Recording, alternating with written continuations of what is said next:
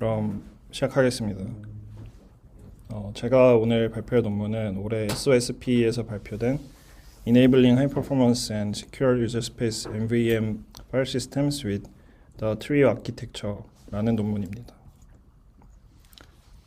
먼저 MVM에 대한 간단한 얘기를 하고 넘어가면 인텔에서 옵테인 퍼시스턴트 메모리가 나온 이후로 이를 활용한 여러 가지 연구들이 나왔었는데 이제 오늘 이야기할 것은 MVM을 활용한 유저 레벨의 파일 시스템에 대한 것입니다.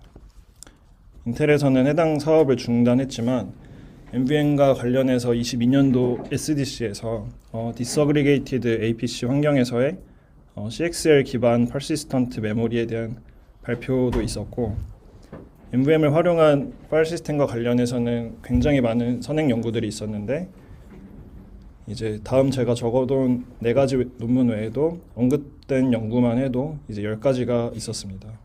이렇게 MVM 베이스드의 파일 시스템 연구가 활발히 진행된 것은 MVM이 unprivileged instruction인 이제 로드와 스토어만으로 다이렉트 액세스를 가능하게 하고 또 퍼미션 체크에 있어서 MMU가 직접 접근 권한을 관장하도록 하는 등의 특성을 가지고 있어서 높은 성능의 파일 시스템을 기대할 수 있었기 때문입니다.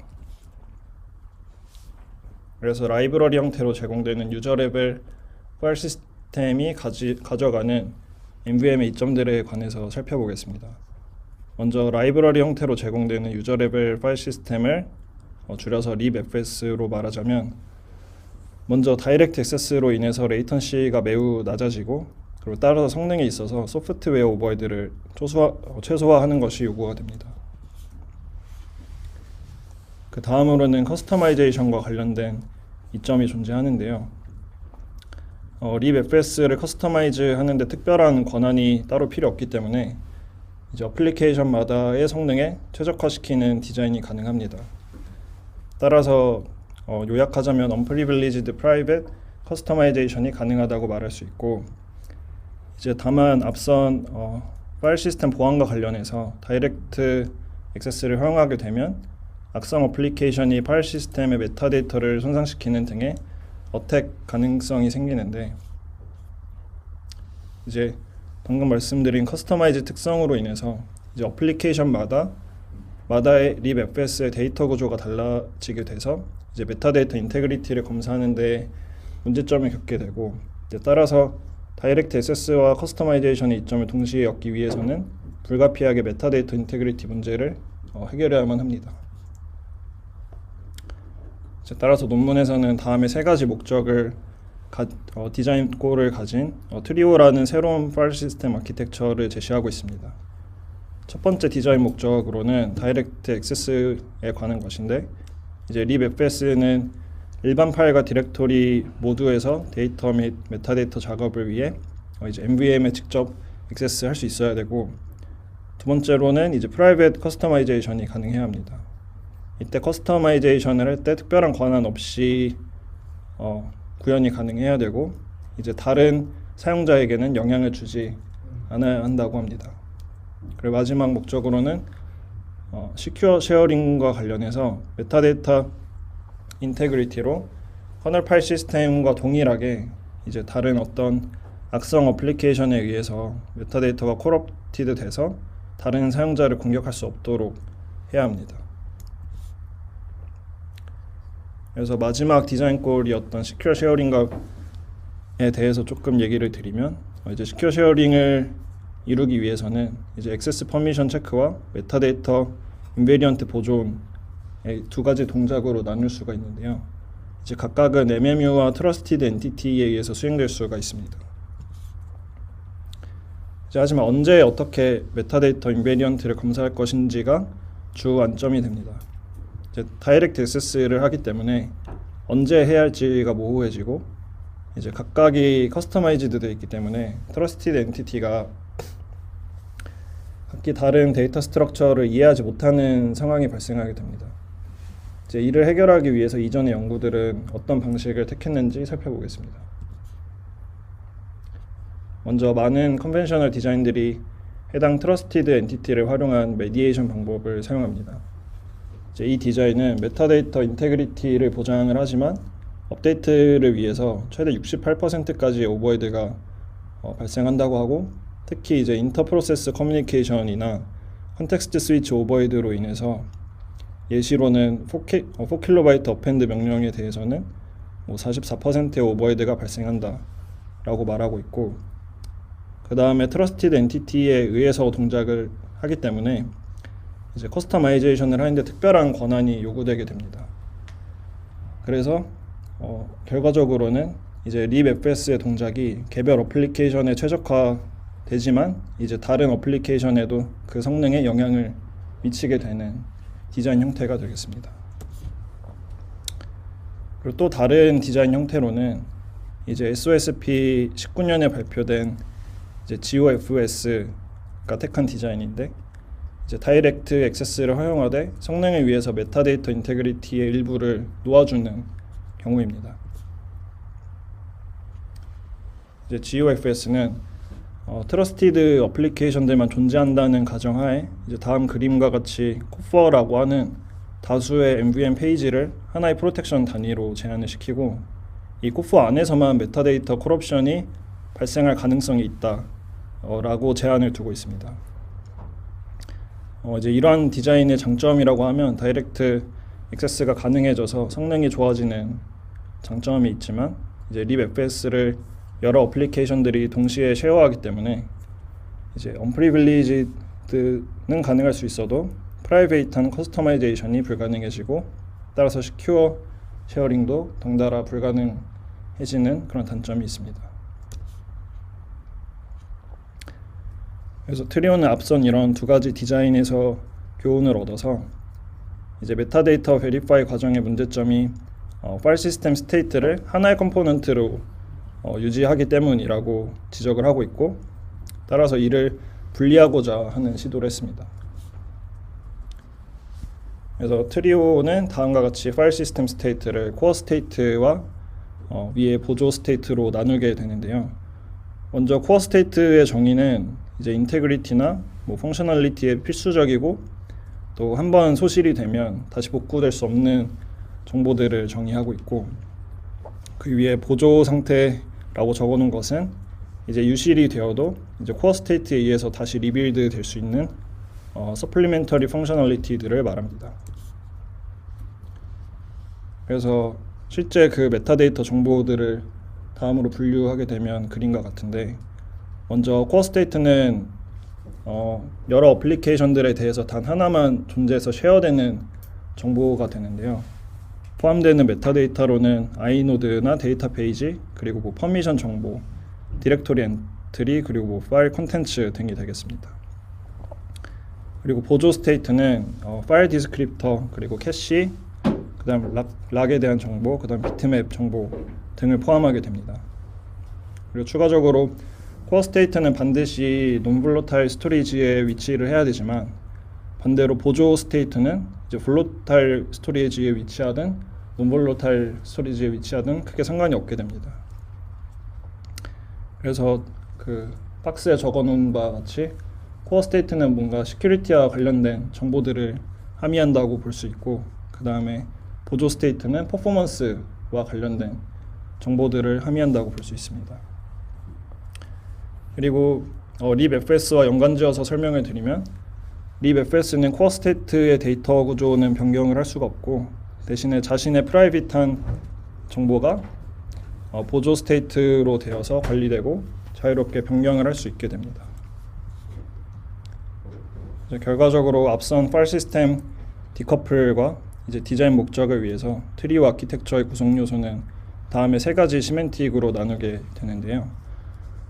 먼저 앞서 libfs라고 계속 일컬었던 라이브러리 형태의 파일 시스템, 그리고 커널 컨트롤러, 그 다음 마지막으로 메타데이터 인테그리티를 위한 베리파이어로 구성이 됩니다. 그래서 다음과 같이 기능을 나눔으로써 이제 파일 시스템의 디자인이 액세스 컨트롤, 그리고 인테그리티 베리피케이션을 완전히 깔끔하게 디커플 하게 되는데, 이제 앞서 말씀드렸듯이 코어 스테이트의 데이터 스트럭처나 레이아웃은 이제 libfs에 의해서 수정될 수는 없고, 커널 컨트롤러라는 것에 의해서 퍼미션 체크 후에 공유가 되게 됩니다.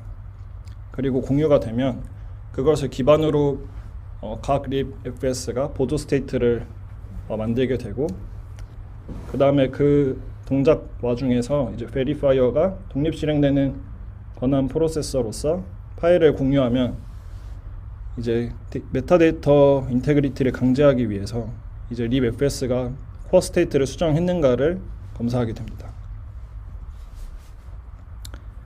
그래서 이런 트리오의 앞선 세 가지 구성 요소들을 활용해서 이제 설명드렸던 코어 스테이트와 보조 스테이트를 나눠서 어떻게 디자인 꼴을 만족시키는지, 그 중에서도 다이렉트 액세스를 어떻게 만족시키는지를 먼저 알아보겠습니다.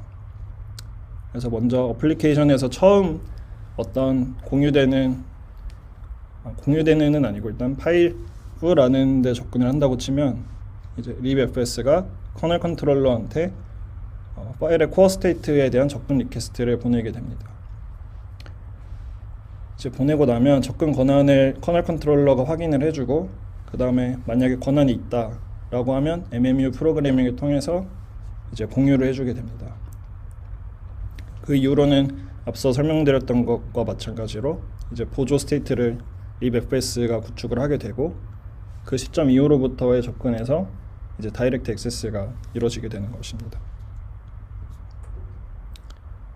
그 다음 목적으로 커스터마이제이션이 어떻게 만족시켜지는지를 보면, 일단 구성 요소 중에 어플리케이션마다 존재하는 libfs만 그 파일 시스템 디자인에 대한 모든 것을 결정을 하기 때문에 이제 다른 어플리케이션들에 대해서는 성능에 영향을 끼치지 않고, 그 다음에 아래 그 코어 스테이트를 그 정보를 유동적으로 정의를 할 수가 있는데, 그걸 최소한으로 정의를 한 파일 시스템을 만들게 되면 이제 시큐어 쉐어링에서의 그런 베리파잉 오버헤드가 감소해서 커스터마이제이션 베네핏의 효과가 최대화될 수 있다고 합니다.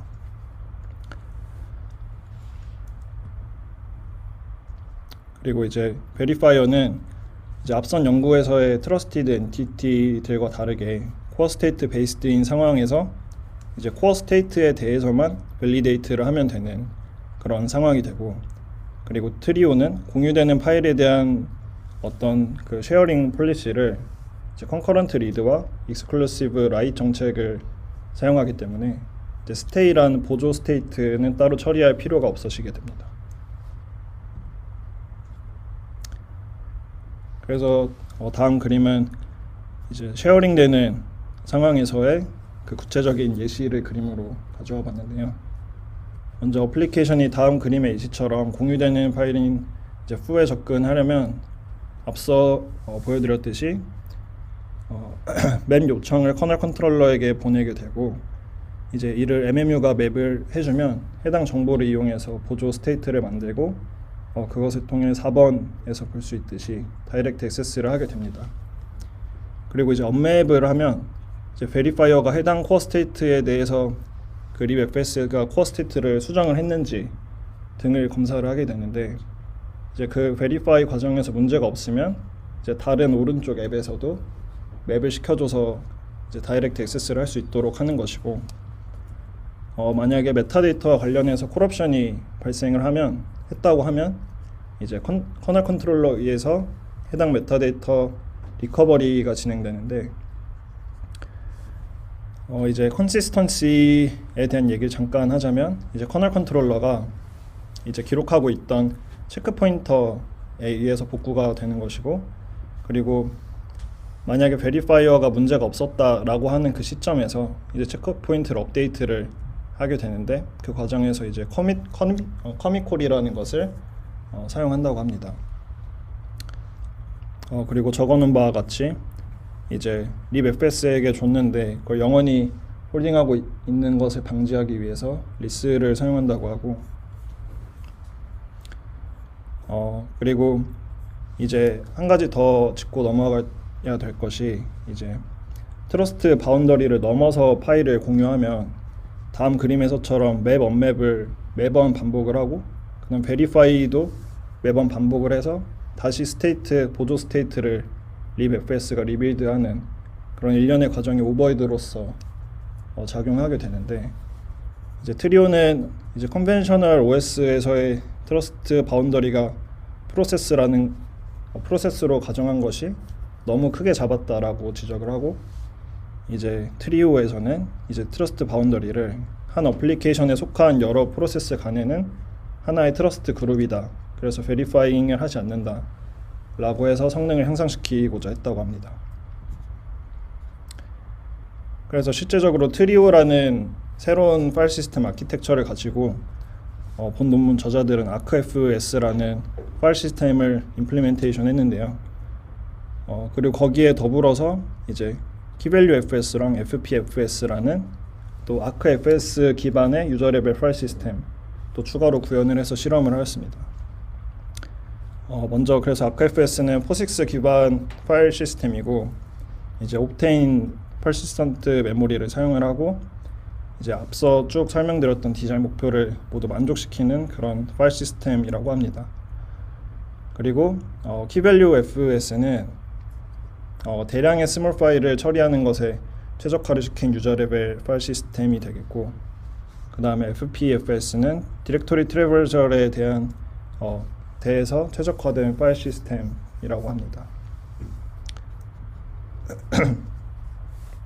그래서 ArcFS에 대한 구현에 대한 내용을 간단하게 먼저 짚고 넘어가겠습니다. 먼저 ArcFS에서는 코어 스테이트를 최소한으로 해서 오버헤드를 줄였는데, 이제 슈퍼블록 그리고 섀도우 아이노드 테이블 그리고 파일 페이지가 그 코어 스테이트에 포함이 됩니다. 여기서 섀도우 아이노드 테이블은 어떤 역할을 수행하냐면, 이제 퍼미션 체크를 커널 컨트롤러가 검사할 때 기록해둔 해당 섀도우 아이노드 테이블을 참고해서 권한을 검사한다고 합니다.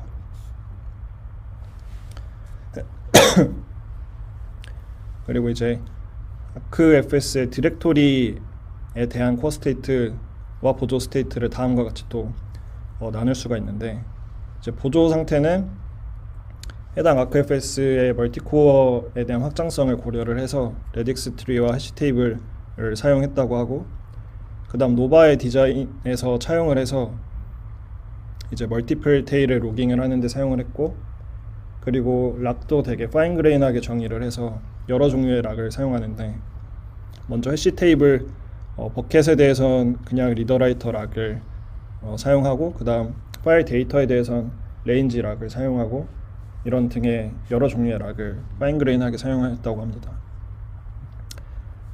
그 다음에 코어 스테이트를 설명을 드리면, 이제 인덱스 페이지와 데이터 페이지를 합친 형태로 블록을 저장하게 되고, 이제 각각 인덱스 페이지는 데이터 페이지에 대한 주소를 가리키고 있고, 데이터 페이지는 파일 또는 디렉토리를 나타내게 됩니다. 그리고 여기로 추가적으로 가져온 내용이, 이제 ArcFS가 사용하는 인텔 옵테인이라는 PM이 하드웨어적인 디자인 때문에 이제 익히 알려져 있듯이 리모트 누마 노드에 대한 과도한 컨커런트 액세스가 발생할 시에 그 성능이 크게 저하한다라는 특징을 가지고 있습니다. 그래서 그래프는 이제 20년도 페스트에서 발표된 해당 논문에서 가져온 그래프인데, 이제 나타내는 바는 리모트 뉴마 노드에 대해서 이제 뉴마 노드가 로컬일 때보다 성능이 급격히 떨어진다라는 것을 보여주고 있습니다. 이제 이에 대해서 트리오는 또 다른 MVM 파일 시스템 관련 논문이었던 ODinFS에서 사용한 이제 또 델리게이션 스레드라는 개념을 차용을 해오는데요. 먼저 설명을 드리면, 이제 델리게이션 스레드라는 것은 백그라운드 커널 스레드로 작용을 하는데, 이제 ArcFS에서는 이걸 어떻게 활용을 하냐면, 이제 고정된 수만큼의 이제 델리게이션 스레드들을 처음에 크리에이트를 해서 각 누마 노드에 할당을 하게 됩니다. 그래서 어플리케이션 스레드는 MVM에 바로 액세스할 수 없지만, 이제 대신 응용 프로그램별로 이제 링버퍼를 사용을 해서 이제 누마 노드의 델리게이션 스레드 중 하나의 액세스 요청을 보낸다고 하고, 그래서 각각 고정되어 있는 수의 델리게이션 스레드에 의해 이제 컨커런트 액세스로 인한 그런 성능 저하가 방지가 된다고 합니다. 근데 여기 적혀 있듯이 그 컨피규레이션으로는 32KB 미만의 읽기라던가 256바이트보다 작은 그런 라이트에 대해서는 이 기능을 사용하지 않았다고 합니다. 그 다음은 이제 실험 환경인데요. 실험 환경은 8개의 소켓이 장착된 이게 224개의 코어를 가진 인텔 제논 프로세서가 사용이 됐고, 그 다음에 6144기가짜리의 옵테인 PM이 사용됐고, 개발 환경은 우분투 위에서 이제 리눅스 버전 5.13.13 위에서 구현을 하였다고 합니다. 그 다음에 트리오의 성능 개선을 알아보기 위해서 베이스라인으로 제시한 파일 시스템들이 두 가지를 이렇게 도식화해서 그려놨는데, 먼저 노바는 이제 커널 파일 시스템으로서 비교가 되고, 이제 다음으로 유저 레벨 파일 시스템인 스플릿FS는 이제 해당 맨 처음에 말씀드렸던 트러스티드 엔티티, 그러니까 메타데이터 메디에이션 디자인을 사용을 하는데, 이거에 비해서 트리오 아키텍처가 얼마만큼의 개선을 보이는지에 대한 실험을 진행하였다고 합니다. 먼저 마이크로 벤치마크들에 대한 실험입니다. 여기서 노바는 기존의 인텔 PMFS에서 더 빠른 크래시 컨시스턴시 메커니즘을 사용한 그런 파일 시스템이라고 말할 수 있고, 그 다음 초록색 빗금으로 표시된 ODNFS는 이제 노바와 YNFS라는 앞선 그런 파일 시스템 디자인에서 이제 잠깐 제가 추가로 설명드렸던 이제 델리게이션을 적용해서 성능을 개선시킨 그 파일 시스템입니다. 그래서 결과를 그 전에 그 다음에 아크FS 뒤에 ND가 붙은 것은 델리게이션을 사용하지 않은 버전에 대해서도 성능을 측정한 것입니다. 그리고 실험은 커먼 파일 시스템 각각에서 싱글 스레드로 진행이 됐고요.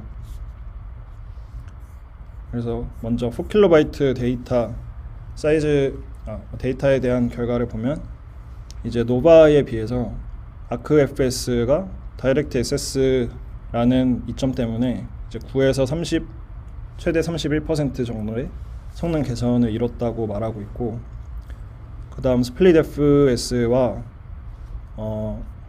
아크FS의 노 딜리게이션 버전의 성능이 비슷한 게 아니라 그것이 차이가 나는 이유는 맨카피의 구현에서의 성능 이득을 더 봤다고 하는데요. 그 다음으로는 아크FS가 이제 노 딜리게이션보다 조금 낮게 나온 결과를 볼 수가 있는데, 이것은 이제 데이터 스트라이핑을 하는 데에서 나타난 그런 오버헤드라고 설명을 하고 있습니다. 그래도 여전히 노바보다는 6% 정도 높은 성능을 보인다고 하고 있고, 다음으로 이제 2MB 성능 결과를 보면 이제 2MB에서는 데이터 카피가 지배적이게 돼서 다이렉트 액세스의 장점이 최소화가 된다고 합니다. 그래서 이 상황에서는 아크FS, 즉 이제 델리게이션을 차용한 그 모델이 성능 개선을 크게 보이고 있습니다. 그 아래 메타데이터 결과는 이제 5depth 디렉토리 환경에서 하나의 디렉토리 안에서 이제 empty 파일을 create, delete, open 하는 그 성능을 나타내는 것인데요. 이제 먼저 보면 스트라타와 노바의 경우는 대부분의 시간을 이제 버추얼 파일 시스템 그 패스에서 대부분을 소모하고 있었다라고 말하고 있고, 그 다음에 추가적으로 노바의 그 파일 인덱스 자료 구조가 아크FS에서 사용한 해시 테이블보다 느린 결과를 보여서 최종적으로는 각각 5.6배, 5.3배, 9.4배 정도의 성능을 보였다고 합니다. 그 다음 실험으로는 이제 메타데이터 오퍼레이션에 관한 것인데, 이제 멀티코어 확장성에 대한 실험입니다. 그래서 한 개 뉴마 노드인 경우와 8개의 뉴마 노드인 경우에 대해서 FIO로 실험을 진행하였고, 먼저 한 개 뉴마 노드 환경에서 진행된 4KB 실험 결과에서 다이렉트 액세스의 이점으로 ArcFS의 노 딜리게이션 버전이 이제 그림에서는 크게 차이가 안 나는 것처럼 보이지만 10에서 12% 정도 좋아졌다고 말하고 있고, 그 다음에 그 아래 2MB의 리드라이트에 대해서는 특별히 설명한 것은 이제 여기서 리니어하게 증가하지 않고 떨어지는 점을 설명을 했는데, 이 지점이 이제 그 옵테인 메모리의 하드웨어적인 디자인 때문에 컨커런트가 일정 수준 이상 높아지면은 성능이 저하되는 그 지점이라고 말하고 있습니다. 그 다음으로 이제 중요한 것이 8개의 뉴마노드에 대한 실험인데, 이제 여기서 가장 리니어하게 잘 증가하는 ODNFS와 ArcFS는 이제 델리게이션 스레드를 사용을 하기 때문에 그런 커널 바이패스로 인해서 그런 보틀넥을 피할 수 있었기 때문에 잘 증가를 했다고 하고 있고, 나머지들은 다 그 보틀넥에 의해서 스케일러블하게 스루풋이 증가하지 않는 그런 양상을 보이고 있습니다. 그리고 또 설명하는 것이 이제 ArcFS가 ODNFS보다도 조금 더 좋은 성능을 보이는 것은 이제 다이렉트 액세스에서의 이점이라고 설명을 하고 있고, 또 스케일러빌리티와 관련해서 조금 더 설명을 드리면, PPT에는 그 결과를 넣지 않았지만 이제 FX 마크에 대해서도 실험 결과가 논문에 있었는데, 이제 모든 경우에서 ArcFS가 이제 VFS 단을 우회할 수 있어서 이제 250 스레드까지 확장을 했을 때 충분히 스케일러블한 결과가 나왔다라고 설명을 하고 있었습니다. 네, 이제 매크로 벤치 마크에 대한 설명인데, 파일 벤치 마크를 사용하였고, 이제 파일 서버, 웹 서버, 웹 프록시, 바메일 이렇게 4가지의 파일 벤치 마크를 사용했습니다. 각각의 특징을 조금 설명을 적어놨는데, 파일 서버랑 웹 서버는 데이터 인텐시브한 벤치마크이고, 이제 따라서 큰 사이즈의 파일 라이트와 리드가 발생을 하는 그런 벤치마크입니다. 그다음 웹 프록시는 작은 파일 리드를 수행을 주로 하게 되고, 이제 바메일 같은 경우는 이제 작은 파일 라이트를 하지만 또한 메타데이터 인텐시브한 그런 워크로드가 되겠습니다. 그리고 실험 결과로는 8개의 뉴마노드에 대한 것만 가져왔는데, 이제 앞선 사례들과 마찬가지 이유를 들면서 이제 ArcFS가 커널을 바이패싱하고 할 수 있고, 그 다음에 다이렉트 액세스를 할 수 있고, 그 다음 메타데이터 오퍼레이션을 효율적으로 처리해서 성능을 가장 높은 양상을 보였다라고 설명을 하고 있었습니다. 그리고 이제 마지막 실험인데요. 이제 앞서 설명드렸던 것 중에 ArcFS의 코어 스테이트를 기반으로 구현한 이제 키밸류 파일 시스템과 FPFS라는 유저 레벨 파일 시스템을 파일 벤치를 조금 확장시켜서 실험한 결과입니다. 이제 웹 프록시 같은 경우에는 이제 여기서 키밸류 파일 시스템이 이제 파일 디스크립터라던가 파일 인덱스의 관리가 필요 없이 그냥 getset API로만 동작을 할 수 있어서 성능이 예상한 대로 당연히 더 가장 좋게 나왔고, 그래서 기존의 ArcFS보다도 2.3배 정도 좋아졌다고 말하고 있고, 그다음 마지막으로 이제 바메일에 대해서는 예상했던 대로 이제 디렉토리 뎁스가 깊기 때문에 그렇게 최적화를 진행했던 FPFS가 가장 좋은 성능을 나타냈고, 다른 파일 시스템에 비해서 약 21배 정도 좋아졌다고 설명을 하고 있습니다. 네, 이상 발표를 마치겠습니다.